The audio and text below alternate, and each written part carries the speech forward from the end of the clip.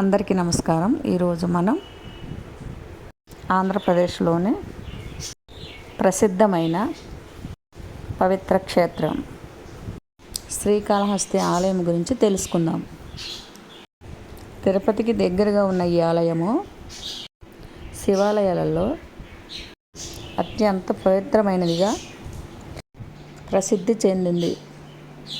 ఇది పంచభూత లింగాలలో వాయువు లింగం. అంటే ఇక్కడ మహాదేవుడు గాలి రూపంలో వెలుగుతారని విశ్వాసము. ఇక పేరు ఎలా వచ్చింది తెలుసా?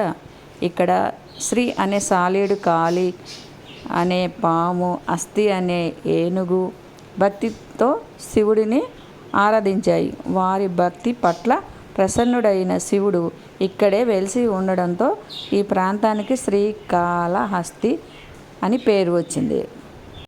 ఇంకో విషయం ఏమిటంటే ఈ ఆలయాన్ని దక్షిణ కాశీ అని కూడా పిలుస్తారు. ప్రత్యేకంగా ఇక్కడికి రాహుకేతు దోషాల నివారణ కోసం లక్షలాది మంది భక్తులు వస్తారు. అంతేకాదు రాహుకేతు శాంతి పూజ ఇక్కడ అత్యంత ప్రసిద్ధి. ఇంకా ఒక అద్భుతం చెప్పాలంటే ఈ ఆలయంలోని లింగం ఎప్పటికీ గాలి వల్ల కదిలే దీపంలా ఉంటుంది. దీపం వేసినా వేయకపోయినా గర్భగృహంలో ఆ జ్వాల కదులుతూనే ఉంటుంది. ఆలయ నిర్మాణం కూడా అద్భుతం. 120 అడుగుల ఎత్తైన రాజగోపురం చూడగానే మనసు హర్షిస్తుంది.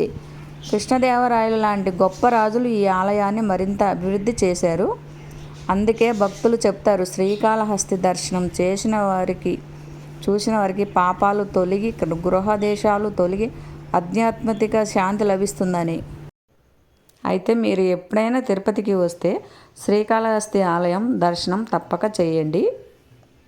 ఓకే అండి, ఈ వీడియో మీకు నచ్చితే లైక్ చేయండి, షేర్ చేయండి. ఇంకా మరిన్ని ఆసక్తికరమైన వీడియోల కోసం మా ఛానల్ని సబ్స్క్రైబ్ చేయండి. ధన్యవాదాలండి.